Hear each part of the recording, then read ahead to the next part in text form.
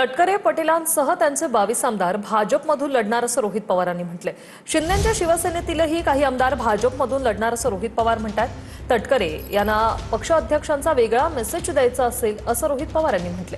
पवार तटकरेंच्या भेटीवरून रोहित पवारांचं हे वक्तव्य। भाजप विरोधात आमच्या सोबत येणाऱ्यांचं स्वागतच असेल असंही रोहित पवार म्हणाले। विलीनीकरणाच्या चर्चेवरही रोहित पवारांनी भाष्य केलंय। सुनील तटकरे आणि प्रफुल्ल पटेलांसह 22 आमदार भाजपमधून लढणार असा खळबळजनक दावा रोहित पवार यांनी केलाय। शिंदेच्या शिवसेनेचेही काही आमदार भाजपमधून लढतील असा दावा रोहित पवार यांनी केलाय। दरम्यान आम्ही सुनेत्रा पवार यांची साथ सोडणार नाही, रोहित पवार यांचं भविष्य एक दिवस खोटं ठरेल असं म्हणत अनिल पाटील यांनी पलटवार केलाय।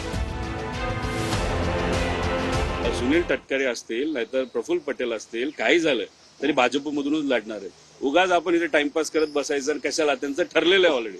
ते ठरलेत आणि 22 आमदारांचं ठरलेलं आहे। त्याच्याबरोबर एकनाथ शिंदे साहेबांच्या काही आमदारांचं ठरलेलं आहे। भाजपलीच ट्रॅप लावलेला आहे आणि त्या ट्रॅपमध्ये बरेच आमदार हे अडकलेले आहेत असं कुठेतरी लोकांची चर्चा आहे।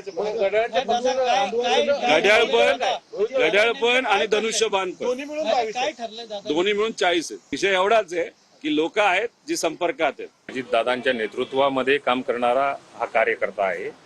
कार्यकर्त्यापासून तर आमदारापर्यंत एकही व्यक्ती, नेत्यांपर्यंत आम्ही सुनेत्रा वहिनींची साथ सोडणार नाही, हे मात्र निश्चित आहे। सिल्वर ओकचा चहा त्यांना आवडत असावा सुनील तटकरेंना, आणि तो जुनं कधीतरी वर्षापूर्वी चहा पिला असेल, चहा प्यायला गेले असतील आणि चहा पित असताना कदाचित त्यांना वेगळा मेसेज त्यांच्याच पक्षाच्या प्रमुखांना द्यायचा असावा।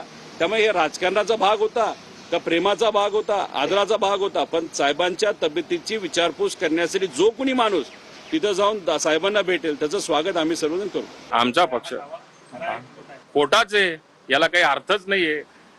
3 वर्षानंतरच्या निवडणुका आणि आतापासून ते नाशिकमध्ये जसं भविष्य सांगितलं जायचं तशा पद्धतीने यांनी भविष्य सांगायला एक दिवस ते खोटं ठरेल हे बघा तुम्ही। राज्यामध्ये अनेक भोंदू जे खरात सारखे होते, जे भविष्यवाणी करणारी लोक होती, अनेक भोंदू बाबा राज्याच्या पोलीस खात्यानं पकडलेले आहेत। मला असं वाटतं ह्या भोंदू बाबांच्या अटकेनंतर कुणाला तरी राशी भविष्य सांगण्याचं वेध लागलेले असेल, म्हणून ती जबाबदारी ज्योतिषशास्त्राची जर रोहित पवारांनी घेतली असेल तर चांगलं आहे। आम्ही सुद्धा आमच्या भविष्यासाठी त्यांच्याकडे हात दाखवण्यासाठी निश्चितपणे जाऊ।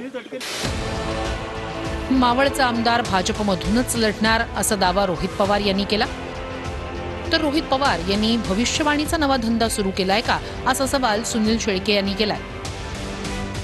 आता तुम्हाला मावळचा आमदार काही ह्या पक्षात राहील असं वाटतं का? तो जाणार आहे भाजपमध्ये। अहो हे सगळं सगळ्यांना माहिती आहे। उगाच आपण पतंग उडवत मी किती प्रेमाचा, मग मिठी मारणं आणि रडून रडून किती वेळा रडणार, या असे बेताल वक्तव्य करून काही साध्य होणार नाही। भविष्यामध्ये राष्ट्रवादी काँग्रेस पक्ष हा एक संघ सुनेत्रा वहिनीच्या मागे खंबीरपणानं मजबूतीनं ताकदीनं उभा राहील आणि 2029ला देखील या राज्यातल्या सत्तेमध्ये येत असताना राष्ट्रवादी काँग्रेस पक्षाची देखील महत्त्वाची भूमिका असेल। भाजप सोबत असणाऱ्या पक्षात आम्ही विलीन होणार नसल्याचंही रोहित पवार स्पष्ट म्हणाले की भाजपबरोबर जो पक्ष आहे त्यांच्यात जाऊन आम्ही विलीन होणं हे होणार नाही असं माझं तरी मत आहे। पण समजा आम्ही ज्या ठिकाणी आहोत लोकांबरोबर, विचाराबरोबर आणि भाजपच्या विरोधात आहोत, त्यामुळे उद्या जाऊन काही आमदार नाहीतर काही पक्ष उद्या येऊन म्हणाले की चला आम्हाला तुम्ही समावून घ्या भाजपच्या विरोधात, लोकांच्या बाजूने स्वीकारणार।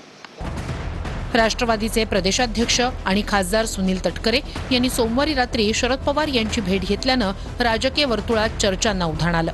मात्र पवारांसोबतची भेट केवळ तब्येतीची विचारपूस करण्यासाठी होती असं तटकरे यांनी स्पष्ट केलं। काल त्याला भेटायला गेलो। साहेब गेली 6 दशकं देशाच्या राजकारणामध्ये एक महत्त्वपूर्ण भूमिका बजावत आहेत। आम्ही साहेबांच्या नेतृत्वाखाली दीर्घकाळ त्या ठिकाणी काम केलं, त्यामुळे तब्येतीची विचारपूस करणं, सदिच्छा भेट देणं ही संस्कृती आहे।